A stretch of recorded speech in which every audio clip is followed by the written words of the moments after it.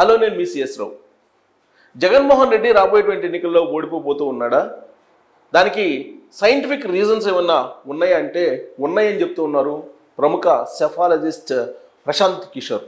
ఆయన చెప్పినటువంటి 10 కారణాలు కనుక గమనిస్తే ఖచ్చితంగా 2024 ఎన్నికల్లో జగన్మోహన్ రెడ్డి ఓడిపోబోతూ ఉన్నారు అనేది స్పష్టత వచ్చేటువంటి అవకాశం ఉంది. ఏంటి ఆయన చెప్పినటువంటి 10 రీజన్స్ ఏంటి జగన్మోహన్ రెడ్డి ఓడిపోవడానికి అనేది మనం విశ్లేషణ చేసుకునేటువంటి ప్రయత్నం చేద్దాం. దాంట్లో మొట్టమొదటిది, కొన్ని వర్గాలకే జగన్మోహన్ రెడ్డి అనుకూలంగా ఉన్నారు అనేటువంటి అభిప్రాయం చాలా బలంగా ఆంధ్రప్రదేశ్ ప్రజల్లో ఉంది అనేది ప్రశాంత్ కిషోర్ యొక్క అభిప్రాయం. ఎందుకంటే రెడ్డి సామాజిక వర్గానికే సలహాదారులుగా కొన్ని వందల మందికి ఆయన ఇవ్వడం జరిగింది. అలాగే క్యాబినెట్లో కూడా కీలకమైనటువంటి పోస్టులన్నీ కూడా రెడ్డి సామాజిక వర్గం వద్దే ఉన్నాయి. దాంతోపాటు కార్పొరేషన్లో కూడా చాలా కీలకమైనటువంటి పదవులు కానీ లేదా నామినేటెడ్ పోస్టుల్లో కూడా రెడ్డి సామాజిక వర్గానికే ప్రాధాన్యత ఇచ్చారు.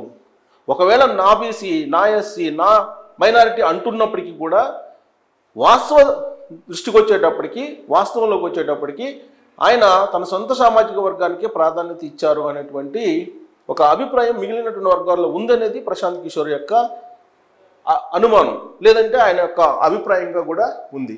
ఇక రెండో పాయింట్, ఆదాయం సృష్టించలేదు కానీ ఆయన ఉచిత పథకాలను బటన్ నొక్కుతూ ఉన్నాను. దాదాపుగా 126 సార్లు నేను బటన్ నొక్కాను. ఈసారి ఒక్కసారికే 2 బటన్లను నొక్కండి సరిపోతుందని చెప్పి జగన్మోహన్ రెడ్డి ప్రజలకు చెప్తూ ఉన్నారు. సో ఆ క్రమంలో 12 లక్షల కోట్ల రూపాయలు అప్పు అయింది ఆంధ్రప్రదేశ్. అయినప్పటికీ నేను బటన్ నొక్కుతున్నానని చెప్పి ఆయన చెప్పుకుంటున్నారు. కరెక్ట్గా ఇదే పాయింట్ వద్దనే ప్రశాంత్ కిషోర్ తప్పుపడుతూ ఉన్నారు. ఆదాయం సృష్టించకుండా రాష్ట్రాన్ని అప్పుల కుప్పగా మార్చేశారు, ఫ్రీ బైస్ ఇస్తూ, ఉచిత పథకాలు ఇస్తూ అనేది ఆయన యొక్క అభిప్రాయం. ఇదే అభిప్రాయం ఆంధ్రప్రదేశ్ ప్రజల్లో చాలా బలంగా ఉందని చెప్పి ప్రశాంత్ కిషోర్ గ్రహించారు. అప్పుల కుప్పగా చేసేసారు ఆంధ్రప్రదేశ్ని, అన్ని రకాలుగా అప్పులు పెట్టారు. రాష్ట్రకి సచివాలయానికి కూడా 370 కోట్లకి తాకట్టు పెట్టేశారు. దాంతోపాటు ఇసుకు సంబంధించినటువంటి ఆదాయం ఎంత వస్తుందని చెప్పి ఆయన ముందే ఎస్టిమేషన్ వేసి దానికి సంబంధించినటువంటి అప్పులు కూడా తీసుకున్నారు. అలాగే లిక్కర్కి సంబంధించినటువంటి ఆదాయం ఎంత వస్తుందని ఎస్టిమేషన్ వేసి దానికి కూడా తీసుకున్నారు. కార్పొరేషన్ కూడా పెట్టేసి రుణాలు తీసుకున్నటువంటి పరిస్థితి. ఒకవైపు కేంద్ర ప్రభుత్వం ఇచ్చేటువంటి రుణాలు, ఇంకొక వైపు ఆర్బీఐ ఇచ్చేటువంటి రుణాలు, మరొక వైపు కార్పొరేషన్ తాకట్టు పెట్టి తీసుకున్నటువంటి రుణాలు, ఇలా రకరకాల మార్గాల ద్వారా 12 లక్షల కోట్ల రూపాయలు అప్పుని చేశారు. ఆంధ్రప్రదేశ్ అప్పులు కుప్పగా మార్చారు. అందుకే జగన్మోహన్ రెడ్డి ప్రజలు తిరస్కరించే అవకాశం ఉన్నది ప్రశాంత్ కిషోర్ చెప్పినటువంటి మరొక పాయింట్. ఇక అభివృద్ధి ప్రాధాన్యతలను గుర్తించడంలో విఫలమయ్యారు. అభివృద్ధికి సంబంధించి ఏమి అభివృద్ధి చేయాలి, దేని మీద కాన్సన్ట్రేషన్ చేసి అభివృద్ధి చేయాలి అనేది ఏ ముఖ్యమంత్రికైనా అవగాహన ఉంటుంది. సాధారణంగా మనం తీసుకుంటే కనుక గతంలో చంద్రబాబు నాయుడిని హైటెక్ ముఖ్యమంత్రి అనేవాళ్ళు. ఎందుకంటే ఐటీకి ప్రాధాన్యత ఇచ్చారు. 2004 వరకు కూడా చంద్రబాబు నాయుడు అనేది ఆయన మీద ఉన్నటువంటి అపవాదం, వ్యవసాయాన్ని నిర్లక్ష్యం చేశారనేది. ఇప్పుడు జగన్మోహన్ రెడ్డి 2019 నుంచి ఇప్పటి వరకు ఏం చేశారు అనే దాని మీద కనుక మనం క్వశ్చన్ చేసుకుంటే కనుక అభివృద్ధి అనేది అక్కడ కనిపించట్లేదు. ఏ సెక్టార్లో కూడా అభివృద్ధి లేదు అనేది ప్రశాంత్ కిషోర్ గమనించారు. అదే విషయాన్ని చెప్తూ ఉన్నారు.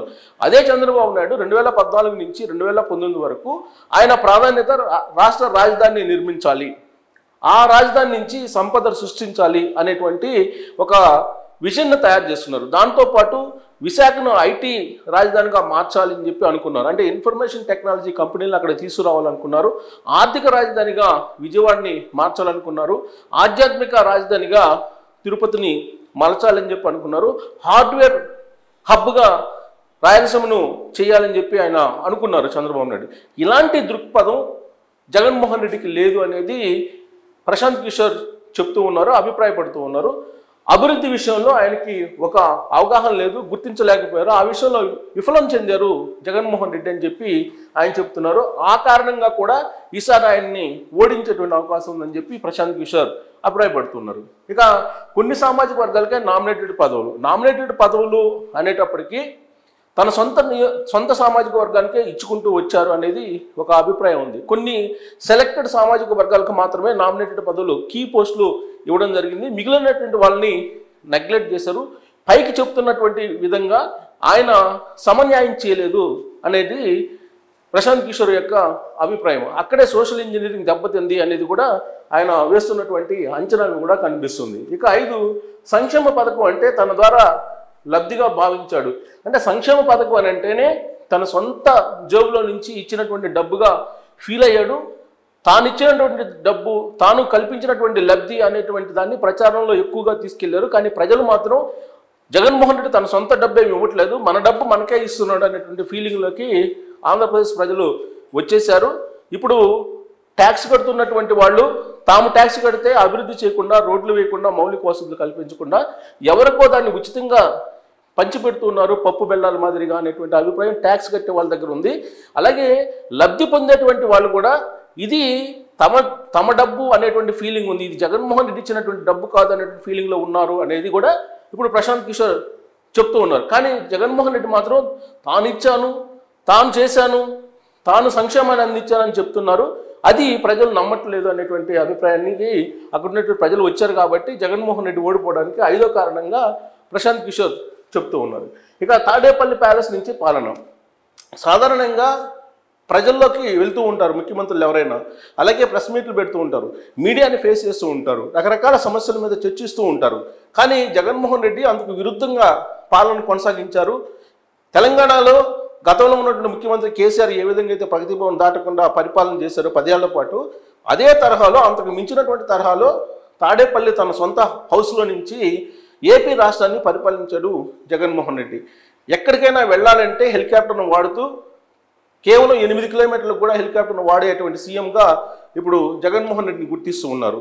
తాడేపల్లి నుంచి తెనాలికి వెళ్ళాలంటే సుమారుగా 25 కిలోమీటర్లు, అక్కడికి కూడా హెలికాప్టర్ వాడుతున్నారు.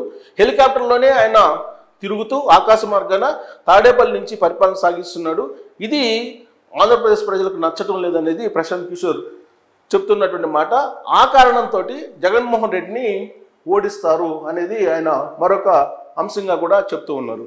ఇక దక్షిణాదిలో అధికార మార్పిడికి ఓటర్ల ప్రాధాన్యత. దక్షిణ భారతదేశం, ఉత్తర భారతదేశం ప్రజల యొక్క అభిప్రాయాలు లేదా ఆలోచనలు భిన్నంగా ఉంటాయి. దక్షిణ భారతదేశంలో ఉండేటువంటి ప్రజలు ఇప్పుడు అధికారం మార్పును కోరుకుంటున్నారు అనేదానికి ఉదాహరణలు చెప్తూ ఉన్నారు. ఇప్పుడు కర్ణాటకలో చూస్తే అక్కడ మార్పును కోరుకున్నారు, బీజేపీ ప్రభుత్వాన్ని పడగొట్టారు. అలాగే తెలంగాణలో చూస్తే తెలంగాణలో అధికార మార్పును కోరుకున్నారు, బీఆర్ఎస్ పార్టీని దించేశారు. ఇప్పుడు ఆంధ్రప్రదేశ్లో కూడా మార్పు కోరుకుంటున్నారు. ఆ మార్పు కోరుకుంటున్నటువంటి ప్రజలు జగన్మోహన్ రెడ్డిని దించేయబోతున్నారు అనేది ప్రశాంత్ కిషోర్ చెప్తున్నటువంటి మరొక లాజిక్ కూడా కనిపిస్తూ ఉంది. ఇక క్లాస్ వార్ దక్షిణాదిలో లేదు, యూపీ బీహార్లో మాత్రమే ఉంది. క్లాస్ వార్ అనేది ఇప్పుడు దక్షిణాదిలో ఎక్కడా కూడా కనిపించట్లేదు. జగన్మోహన్ రెడ్డి చెప్తున్నటువంటి విధంగా క్లాస్ వార్ కాదు రాబోయేటువంటిది, క్యాస్ట్ వార్ కాదు, క్లాస్ వార్ కాదు అని చెప్పి చెప్తున్నారు. సో దక్షిణాది రాష్ట్రాల్లో ఎక్కడ కూడా క్లాస్ వార్ కాదు, క్లాస్ వార్ లేదు అనేటువంటి విషయాన్ని చెప్తూ యూపీ బీహార్లో మాత్రమే అలాంటి వార్ ఉంది అని చెప్తున్నారు. ఈ మధ్య కాలంలో జగన్మోహన్ రెడ్డి ఏ సభల్లో పార్టిసిపేట్ చేసినా కానీ ఆయన చెప్తున్నటువంటి మాటలు ఏంటంటే రాబోయేటువంటి ఎన్నికల్లో క్లాస్ వార్ అని చెప్తున్నారు. అంటే అది పెత్తందారి పేదలకు మధ్య వార్గా క్రియేట్ చేసే ప్రయత్నం జగన్మోహన్ రెడ్డి చేస్తున్నారు. అది వర్కౌట్ కాదు, అలాంటి భేదాభిప్రాయాలు కానీ అలాంటి అభిప్రాయాలు కానీ లేవు బీహార్, ఉత్తరప్రదేశ్ మాదిరిగా అనేటువంటి అభిప్రాయాన్ని ప్రశాంత్ కిషోర్ చెప్తూ జగన్మోహన్ రెడ్డి ఏదైతే క్లాస్ వార్ అని చెప్పి ప్రచారం చేస్తున్నారో అది వర్కౌట్ కాదు అని చెప్పి చెప్తున్నారు. ఖచ్చితంగా జగన్మోహన్ రెడ్డిని ఓడించడానికి ఇదొక కారణంగా కూడా చెప్తున్నారు. సో దక్షిణాదిలో డిఫరెంట్గా ఉంటుందని చెప్పి చెప్తున్నారు. ఇక సంక్షేమ పథకాలతో బయట పడతాననేటువంటి భ్రమ. సంక్షేమ పథకాలు ఇచ్చాను కాబట్టి ఆ సంక్షేమ పథకాల కారణంగానే మరోసారి అధికారంలో రావచ్చు అనేది జగన్మోహన్ రెడ్డి యొక్క ప్రగాఢమైనటువంటి విశ్వాసం.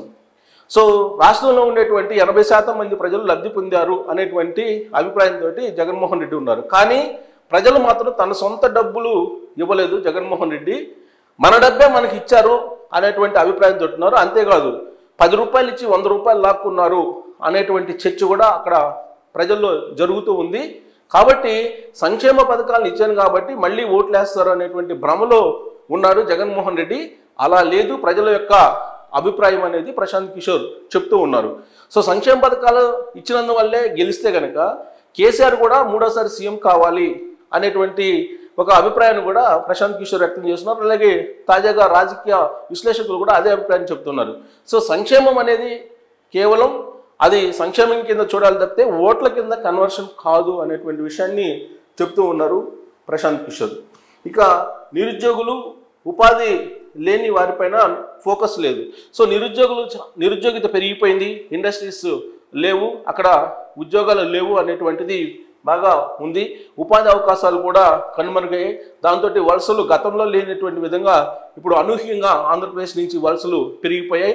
ఇదే రేపు రాబోయేటువంటి రోజుల్లో యువత తిరగబడి జగన్మోహన్ రెడ్డికి వ్యతిరేకంగా ఓటు వేసేటువంటి పరిస్థితి ఉంది అని చెప్పి ప్రశాంత్ కిషోర్ మరొక అంశంగా కూడా చెప్తూ ఉన్నారు. సో ఇలా 10 అంశాలని తీసుకొని స్టడీ చేసిన తర్వాతనే ప్రశాంత్ కిషోర్ జగన్మోహన్ రెడ్డి రాబోయేటువంటి రోజుల్లో ఓడిపోబోతున్నారు, ఆయనకి 40 స్థానాలకు మించి వచ్చేటువంటి అవకాశం లేదు, 40 మంది ఎమ్మెల్యేలు మాత్రమే గెలిపించుకున్నటువంటి కెపాసిటీ ఇప్పుడు జగన్మోహన్ రెడ్డికి ఉంది, అంతకు మించి గెలిపించుకునేటువంటి అవకాశం లేదు ఎంత డబ్బు ఖర్చు పెట్టే కానీ, అక్కడ ఏపీ ప్రజలు మార్పు కోరుకుంటూ ఉన్నారు అని చెప్తూ 10 అంశాలను గుర్తించి శాస్త్రీయంగా వాటిని విశ్లేషించిన తర్వాత ఒక అభిప్రాయానికి వచ్చి ప్రశాంత్ కిషోర్ చెప్పడం జరిగింది. రాబోయేటువంటి రిజల్ట్ ఏ విధంగా ఉండబోతుంది అనేది అంచనా వేయటం జరిగింది.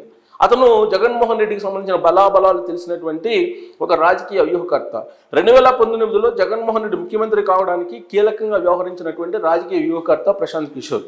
అందుకే ఆయన జగన్మోహన్ రెడ్డి బలాబలాలు తెలుసు కాబట్టి వాటి మీద అధ్యయనం చేసి జగన్మోహన్ రెడ్డి ఓడిపోవడానికి కారణాలు 10 గుర్తించి ఆ 10ని ఇప్పుడు ఆయన పబ్లిక్ ముందు ఉంచుతున్నారు. సో రాబోయేటువంటి రోజుల్లో ఈ 10 అంశాలు నిజంగానే ప్రశాంత్ కిషోర్ అనుకుంటున్నటువంటి విధంగా జగన్మోహన్ రెడ్డిని ఓడించబోతున్నాయా అనేది మనం వేచి చూడాల్సిందే.